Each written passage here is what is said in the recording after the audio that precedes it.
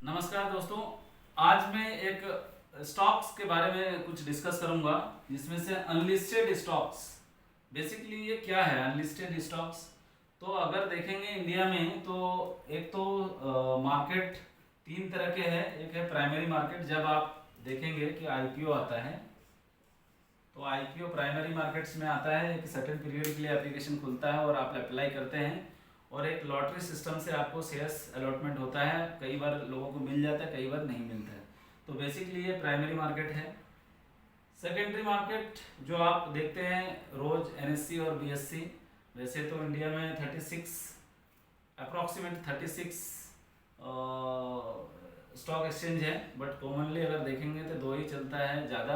एक एमएससीआई भी है, वो भी एक नेशनल स्टॉक एक्सचेंज के जैसा ही है, बड़ा स्टॉक एक्सचेंज है। तो अगर आप देखेंगे सेकेंडरी मार्केट में हम ज़्यादातर बोलते हैं एनएससी और बीएससी।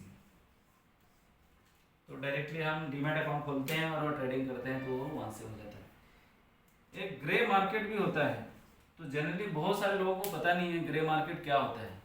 सो ग्रे मार्केट में भी शेयर्स का ट्रेडिंग होता है और ये ब्रोकर टू ब्रोकर होता है और ऑफलाइन ट्रांजैक्शन होता है। इसमें ऑनलाइन ट्रांजैक्शन होता नहीं है। ऑफलाइन ट्रांजैक्शन मतलब आप किसी एक थर्ड पर्सन से लेके लेके आप शेयर ले सकते हैं या किसी ब्रोकर आपके अकाउंट में ट्रांसफर कर देता है। सो बेसिकली ये ग्रे मार्केट में कौन सा शेयर ट्रेडिंग होता है? तो जो अनलिस्टेड है, मार्केट में लिस्ट नहीं है। बहुत ऐसा कंपनी है जो लिमिटेड कंपनी है, उनका शेयर अलॉटेड है जो प्रोमोटर होता है उसके पास। अब प्रोमोटर उससे निकलना चाहता है तो वो मार्केट में, या प्रोमोटर के पास मान लीजिए 1 करोड़ शेयर पड़े हैं, तो वो चाहता है कि मैं थोड़ा सा बेच के पैसा अपने पास लूँ या अपने यूज़ के लिए करूँ। तो वो धीरे धीरे वो शेयर सेल करते हैं। तो वो शेयर्स ब्रोकर थ्रू ही आपको मिल सकता है अनलिस्टेड शेयर्स, कहीं और नहीं अवेलेबल है। और कई बार इसमें होता है कि लोग घबरा जाते हैं कि ब्रोकर के, अलग अलग ब्रोकर के पास डिफरेंट डिफरेंट रेट होता है, क्योंकि इसका एक यूनिवर्सल रेट होता नहीं है। तो कोई कम में ले लेता है, कोई ज़्यादा में ले लेता है, ये एक डिमेरिट्स है इसमें। बट अगर आप उसका अगर रिसर्च करके सही से लेंगे तो कोई आपको धोखा नहीं दे सकता है। और ये एक ग्रे है। अब इसमें कौन कौन से स्टॉक्स हैं आज के डेट में जो ग्रे मार्केट में अवेलेबल है? तो अगर आप देखेंगे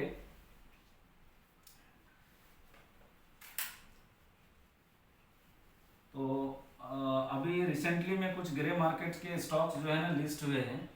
अब इसको एक तरह से ये भी बोल सकते हैं कि प्री आईपीओ स्टॉक्स, अनलिस्टेड को। दूसरा प्री आईपीओ स्टॉक्स,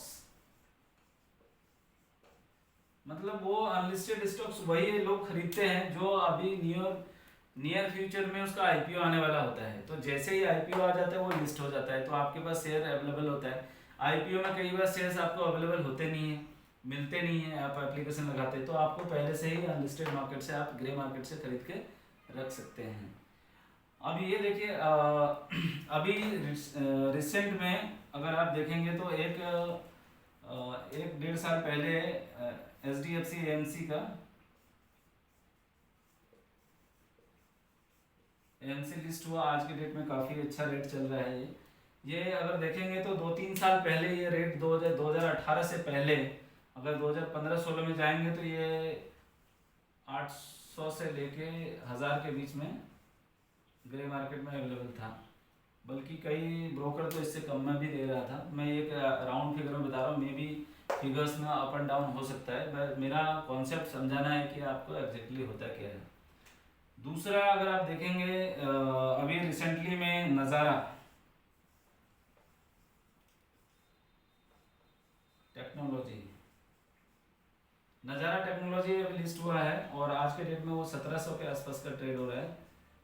और ये अगर मैं देखूंगा 2018 में ये 700-800 रुपये 900 रुपये के आसपास का ये मिल रहा था ग्रे मार्केट में।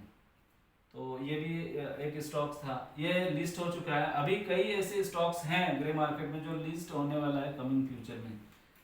अब वो भी आप ले सकते हैं। अब जैसे सबसे बेस्ट एक कंपनी है ग्रे मार्केट में जो प्री आईपीओ स्टॉक्स है, एचडीबी फाइनेंस।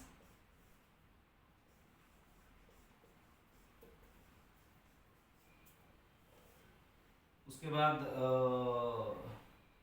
एक उत्कर्ष बैंक भी है।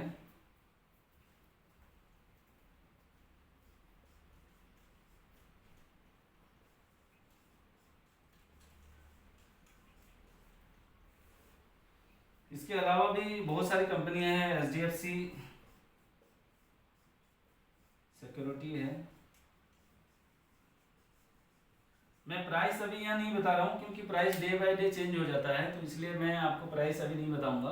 बट ये स्टॉक्स है, हीरो फाइनेंस भी है जो अच्छा काम कर रहा है आजकल डेट में, हीरो फाइनेंस।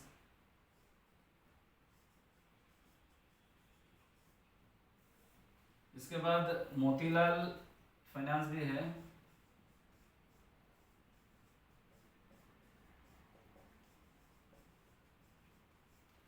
इसके बाद एक हेल्थ में केयर हेल्थ करके है, ये भी कंपनी एक बहुत बेहतरीन है। सो बेसिकली ये ग्रे मार्केट का स्टॉक्स है जो प्री आईपीओ कभी भी अगले 1-2 साल में 3 साल में ये आईपीओ आने वाला होता है। तो जब आप आईपीओ से बहुत पहले अगर ये खरीद लेते हैं तो ये आपको आगे जाके जब आईपीओ आता है तो बहुत अच्छा रिटर्न दे सकता है। बट ये स्टॉक्स में आप तभी इन्वेस्टमेंट कीजिए जब आप ये सोच सकते हैं कि ये पैसा आप 2 साल 3 साल 4 साल तक के लिए रख सकते हैं या 5 साल तक के लिए रख सकते हैं, तो आप इस स्टॉक्स में खरीदिए। और ये स्टॉक कई बार आपको 3 गुना दे जाता है, 4 गुना दे जाता है, बट वो डिपेंड करता है कंपनी आप कौन सा चूज़ करते हैं और सिनेरियो क्या रहता है आईपीओ अप्लाई करने का। तो ये बेसिकली है अनलिस्टेड स्टॉक्स के बारे में। और थोड़ा सा और भी अगर कुछ अनलिस्टेड स्टॉक्स के बारे में बात करनी होगी तो आप कमेंट बॉक्स में हमें क्वेरी आप डाल सकते हैं। और अगर आप मेरा वीडियो अगर आपको अच्छा लगे तो इसको लाइक, सब्सक्राइब और शेयर कर दीजिएगा और बेल आइकन को प्रेस कर दीजिएगा। धन्यवाद।